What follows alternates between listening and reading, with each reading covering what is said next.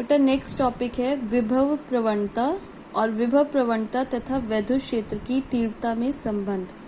विभव प्रवणता आप लोगों ने 11th क्लास में वेग प्रवणता किया हुआ है। वेग प्रवणता क्या होता है? वेग में परिवर्तन और किसके साथ? दूरी में परिवर्तन के साथ। सेम यहाँ पर है। विभव प्रवणता क्या होता है? विभव में परिवर्तन और किसके साथ? दूरी में परिवर्तन के साथ। ठीक है, वहां भी माइनस का साइन आता है, यहाँ भी माइनस डेल्टा वी जो विभव में परिवर्तन है। ठीक है, और अपॉन में दूरी में परिवर्तन साथ ये क्या आएगा? Delta x. अब नेक्स्ट टॉपिक, ये आपको सिर्फ फॉर्मूला याद रखना है। विभव प्रवणता जो है वो minus delta we upon delta x. आपको वेग प्रवणता याद होगा, वहीं से विभव प्रवणता भी है। विभव में परिवर्तन बटे दूरी में परिवर्तन।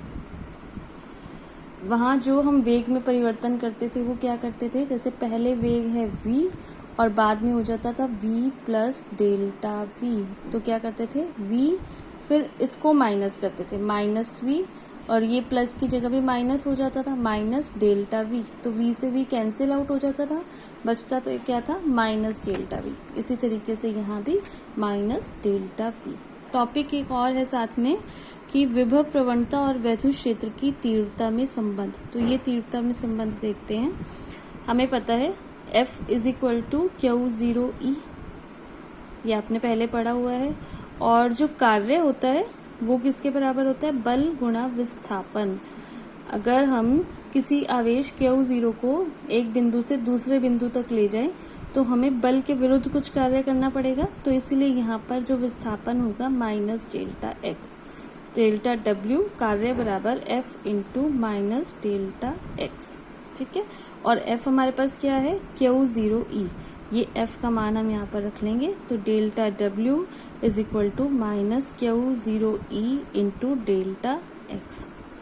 इस Q0 को W के नीचे ले आते हैं, तो delta W upon Q0 is equal to minus E और साथ में डेल्टा एक्स। अब आपको पता है जो विभव वाली आपने परिभाषा करी है वहां से जो डेल्टा W अपॉन Q0 जो होता है वो किसके बराबर होता है? विभवांतर। एकांक आवेश को अनंत से वैद्युत क्षेत्र के भीतर लाने में किया गया कार्य विभवांतर के इक्वल होता है। तो ये कार्य है, ये आवेश है, ये किसके बराबर होगा? विभवांतर डेल्टा V। तो डेल्टा W अपॉन Q0 को हम क्या लिख सकते हैं? Delta V। और ये किसके इक्वल है? Minus E upon delta X. तो minus E delta X is equal to delta V। और ये डेल्टा एक्स यहाँ अपॉन में चला जाएगा, तो E is equal to minus delta V upon delta x, जो किसके इक्वल है? विभव प्रवणता। तो विभव प्रवणता जो है वो वैद्युत क्षेत्र की तीव्रता के बराबर होती है। और अगर हम 3 डायमेंशनल बात करें तो इसको हम और कैसे लिख सकते हैं? Vector E is equal to delta V upon delta x i cap minus delta V upon delta y j cap minus delta V upon delta Z k cap. ठीक है, अब इसके बाद तो वैद्युत क्षेत्र की जो तीव्रता है वो किसके बराबर होती है? Minus delta V upon delta x. इसका मतलब वैद्युत क्षेत्र में किसी बिंदु पर किसी दी हुई दिशा में वैद्युत क्षेत्र की तीव्रता उस दिशा में ऋणात्मक विभव प्रवणता के बराबर होती है। और विभव प्रवणता की जो विमा है, विभवांतर की विमा बटे विस्थापन की विमा, तो MLT माइनस 3A माइनस 1। तो इसका जो मात्रक है E का मात्रक, अगर हम यहाँ से देखें E का मात्रक और क्या लिख सकते हैं? न्यूटन पर कूलाम तो होता ही है, यहाँ से और क्या हो सकता है? विभवांतर यानी कि वोल्ट, और ये मीटर, तो वोल्ट पर मीटर भी होता है। इट मीन्स 1 न्यूटन पर कूलाम बराबर 1 वोल्ट पर मीटर। अब नीचे एक लाइन है, इस लाइन को हम न्यूमेरिकल में यूज कर सकते हैं। जैसे आप ये देखिए कि ये 2 प्लेटें हैं, 2 समांतर प्लेटें जो हैं धातु की हैं, एक पे पॉजिटिव चार्ज है और एक पर नेगेटिव चार्ज है। इनके बीच की दूरी जो है वो बहुत कम है, d दूरी दिखाई हुई है, और ये प्लेटें जो हैं ये लंबी हैं। तो इनके जो बीच में जो स्थान है वहाँ पर जो वैद्युत क्षेत्र होगा वो एक जैसा होगा और उसकी दिशा किस तरफ है, प्लस से माइनस की तरफ। तो इनके जो विभव हैं, जो प्लस वाली जो प्लेट है उसका विभव V1, माइनस वाली प्लेट है जो इसके बीच जो इसका ऊपर विभव है वो V2। तो जो वैद्युत क्षेत्र की तीव्रता होगी वो किसके बराबर होगी यहाँ पर, V1 minus V2 upon D, क्योंकि जो वैद्युत क्षेत्र की तीव्रता होती है वो विभवांतर और जो उनके बीच की दूरी है उसके अनुपात के बराबर होती है। तो E is equal to V1 minus V2 upon D volt पर मीटर। नेक्स्ट टॉपिक, एक समान बाह्य वैद्युत क्षेत्र में वैद्युत द्विध्रुव को घुमाने में किया गया कार्य। ये भी छोटा सा एक डेरिवेशन है।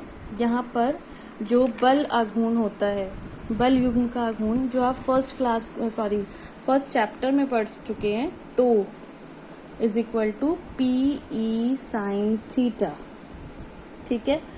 अब कार्य बराबर जो होता है वो क्या होता है, बल गुणा विस्थापन।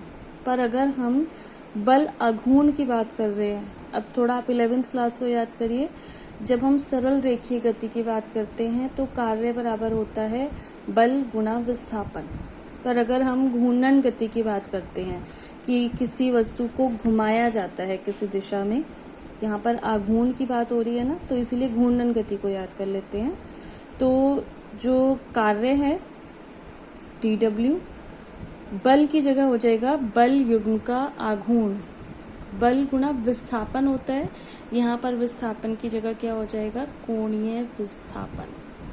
तो अगर हम वैद्युत द्विध्रुव को एक दिशा में घुमाएं, थीटा दिशा में या d थीटा दिशा से घुमाएं, तो उस टाइम जो किया गया कार्य DW होगा वो PE sine theta into D theta, कोणीय विस्थापन। हम ये मानते हैं कि हम जो वैद्युत द्विध्रुव है उसे थीटा 0 से थीटा कोण घुमा रहे हैं। तो जो W होगा वो कैसे निकलेगा, TW का इंटीग्रल किया जाएगा। और जब इंटीग्रल किया जाता है तो लिमिट्स रखी जाती हैं। मैंने आपको कहा कि वैद्युत द्विध्रुव को थीटा 0 से थीटा कोण पर घुमाया जा रहा है, तो लिमिट्स जो आएंगी थीटा 0 से theta, PE sine theta D theta. हम D थीटा के सापेक्ष इंटीग्रल कर रहे हैं, इसीलिए PE को बाहर निकाल लेंगे। तो अंदर क्या रह गया, साइन थीटा D थीटा और लिमिट्स थीटा 0 से थीटा। साइन थीटा का जब इंटीग्रल किया जाता है तो वो बराबर होता है माइनस कॉस थीटा के। तो PE तो एज इट इज रहेगा माइनस कॉस थीटा और लिमिट्स थीटा 0 से थीटा, माइनस PE कॉस, पहले थीटा वाली वैल्यू रखेंगे तो कॉस थीटा, फिर थीटा 0 वाली वैल्यू रखेंगे तो माइनस कॉस थीटा 0। अब क्योंकि बाहर माइनस का साइन है, ये माइनस का साइन अंदर के साइन को चेंज कर देगा। तो W is equal to PE cos theta 0 minus cos theta. अगर वैद्युत द्विध्रुव को मैंने बोला था कि थीटा 0 से थीटा कोण घुमाएं, तो अगर हम साम्य स्थिति मतलब थीटा 0 इज इक्वल टू 0 से थीटा कोण घुमाएं, तो कॉस थीटा 0 के मतलब कॉस 0 और कॉस 0 होता है 1। तो फॉर्मूला आ जाएगा W is equal to PE 1 minus cos theta. ये एक जनरल फॉर्मूला है। अब इसकी विशेष स्थितियां, अगर पहली है वैद्युत द्विध्रुव को क्षेत्र की दिशा से 90 डिग्री घुमाया जाए, वो जो फॉर्मूला आया है वो ये है कि वैद्युत द्विध्रुव को थीटा डिग्री घुमाया जाए। तो अगर 90 डिग्री घुमाया जाएगा तो थीटा की जगह क्या आ जाएगा 90, और कॉस 90 का मान क्या होता है 0। तो जो W का मान आएगा वो क्या आएगा PE। और अगर वैद्युत द्विध्रुव को 180 डिग्री घुमा दिया जाए, उल्टा बिल्कुल कर दिया जाए, तो जो थीटा आएगा वो क्या हो जाएगा 180, और कॉस 180 कॉस 180 का मान होता है -1। तो -1 और साथ में माइनस पहले ही है, माइनस माइनस प्लस, तो हो जाएगा 2PE। इसका मतलब अगर हम जो वैद्युत द्विध्रुव है उसको साम्य स्थिति से 90 डिग्री घुमाते हैं तो किया गया कार्य जो है वो बराबर आएगा PE। और अगर हम वैद्युत द्विध्रुव को साम्य स्थिति से 180 डिग्री घुमाते हैं तो किया गया कार्य आएगा 2PE। अब नेक्स्ट टॉपिक है वैद्युत क्षेत्र में वैद्युत द्विध्रुव की स्थितिज ऊर्जा। अभी आप डायग्राम देखिए, यहाँ पर -Q और +Q जो है ये इससे मिलकर एक वैद्युत द्विध्रुव बना है, जिसके बीच की जो दूरी है अल्प दूरी जिसको हम बोलते हैं वो है 2L, और यहाँ पर ये अनंत दिखाया गया है। अब इस वैद्युत द्विध्रुव को जो स्थितिज ऊर्जा है उसकी डेफिनेशन क्या है कि किसी वैद्युत द्विध्रुव को अनंत से वैद्युत क्षेत्र के भीतर लाने में जो कार्य करना पड़ता है वो कार्य किस फॉर्म में संचित हो जाता है, स्थितिज ऊर्जा की फॉर्म में। तो एक वैद्युत द्विध्रुव जो डायग्राम में दिखाया गया है, इसको अनंत से वैद्युत क्षेत्र के भीतर इस तरीके से लाया जा रहा है कि जो आघूर्ण P है वो हमेशा किस तरफ रहे, वैद्युत क्षेत्र की दिशा में। ये देखिए P इस तरफ और वैद्युत क्षेत्र की दिशा भी इस तरफ। तो जो वैद्युत क्षेत्र के कारण ये जो +Q वाला चार्ज है इस पर एक बल लगेगा, बल की डायरेक्शन इस तरफ +QE। और जो -Q वाला जो चार्ज है उस पर भी एक बल लगेगा, पर ये बल किस तरफ लगेगा, इस तरफ। ये कितना होगा, ये भी QE होगा, पर इसकी डायरेक्शन इस तरफ, इसकी डायरेक्शन इस तरफ और इसकी डायरेक्शन इस तरफ। इसका मतलब जो वैद्युत द्विध्रुव है जब हम उसे वैद्युत क्षेत्र में लाएंगे तो जो +Q वाला चार्ज है ये वाला, इस पर तो कार्य किया जाएगा, और जो -Q वाला चार्ज है ये खुद कार्य करेगा। और जब हम अनंत से वैद्युत क्षेत्र के भीतर जब हम लाएंगे तो ये वाला जो चार्ज है -Q वाला चार्ज जो है इसको इतनी दूरी जो है ज़्यादा तय करनी पड़ेगी। अनंत से जब हम वैद्युत क्षेत्र के अंदर वैद्युत द्विध्रुव को लाएंगे तो ये जो +Q वाला चार्ज है इसको तो सिर्फ इतनी दूरी तय करनी है, और ये जो -Q वाला जो चार्ज है इसको ये वाली दूरी तो तय करनी है, साथ में ये +2L वाली भी दूरी तय करनी है।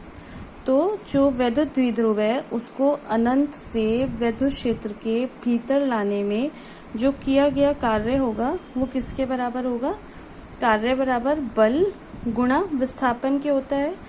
तो -Q पर बल और चली गई जो अतिरिक्त दूरी है ये वाला जो है ये कितनी एक्स्ट्रा दूरी तय कर रहा है, 2L। तो बल जो है -QE इंटू 2L, 2L और Q मिलकर बन जाते हैं वैद्युत द्विध्रुव, यानी कि P माइनस का साइन -P इंटू E। तो ये जो है ये क्या हो जाएगी, स्थितिज ऊर्जा UO is equal to -PE। तो यहाँ पर जो वैद्युत द्विध्रुव है उसे हम कहेंगे कि वो कैसी स्थिति में है, स्थायी संतुलन की स्थिति में। अब इससे आगे अभी ये टॉपिक इनकम्प्लीट है। अब अगर वैद्युत द्विध्रुव को वैद्युत क्षेत्र के भीतर थीटा कोण से घुमाएं तो जो किया गया कार्य है अभी हमने पिछले टॉपिक में निकाला वो किसके बराबर होगा, W is equal to PE1 - cos theta. तो जो अब कुल जो स्थितिज ऊर्जा होगी वो कितनी होगी, जो पीछे UO निकली वो, और साथ में ये भी ऐड हो जाएगी क्योंकि स्थितिज ऊर्जा बढ़ जाएगी। तो U theta is equal to UO plus W। UO हमारे पास आया -PE और W plus PE1 - cos theta. ये ब्रैकेट खोल देते हैं। तो PE जब 1 से मल्टीप्लाई करेगा PE, इससे करेगा तो -PE cos थीटा। ये PE और ये PE कट जाएगा तो क्या रह जाएगा, U theta is equal to -PE cos theta, जो एक जनरल फॉर्मूला है। अब अगर हम वैद्युत क्षेत्र को ये कहें कि वैद्युत द्विध्रुव को हम ये बोलें कि क्षेत्र की दिशा में ही है, तो थीटा बराबर क्या हो जाएगा, 0। तो उस टाइम जो U 0 आएगा वो आएगा -PE cos 0, और cos 0 का मान 1 यानी कि -PE। इसका मतलब द्विध्रुव जो है वो स्थायी संतुलन में होगा। अगर वैद्युत द्विध्रुव क्षेत्र के लंबवत हो, थीटा इज इक्वल टू 90, यहाँ पर 90 रखने पर cos 90 0 होता है, तो u 90 का मान क्या हो जाएगा 0। इसका मतलब उस टाइम जो द्विध्रुव पर किया गया कार्य होगा वो क्या होगा, शून्य होगा, तो स्थितिज ऊर्जा भी शून्य होगी।